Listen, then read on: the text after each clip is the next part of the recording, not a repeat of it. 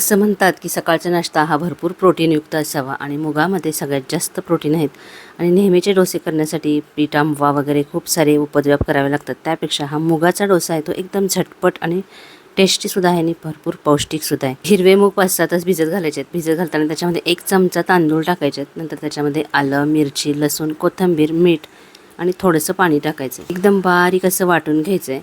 अशी कन्सिस्टन्सी पाहिजे, एकदम बारीक असं. आपल्याला डोसे टाकता येतील इतपत असं पातळ पीठ करायचं. जास्त पण पीठ पातळ केलं तर डोसे आहेत ते चिटकून राहतील तव्याला. तवा चांगला तापवून घ्यायचा. त्याच्यावरती थोडंसं तेल असं कांद्याने लावून घ्यायचं आणि 2 चमचे पीठ आहे ते त्याच्यावर टाकून व्यवस्थित पसरवून घ्यायचं. तर हे फक्त मुगाचे डोसे आहेत त्याच्यामुळे ते थोडेसे असे ओलसर असतात. जर तुम्हाला अगदी कुरकुरीत नेहमीसारखे डोसे करायचे असतील तर त्यामध्ये तांदळाचं प्रमाण वाढवायचं किंवा तांदळाचं पीठ टाकून सुद्धा तुम्ही हे डोसे करू शकता. मग त्याचा कलर आहे तो असा हिरवा येत नाही.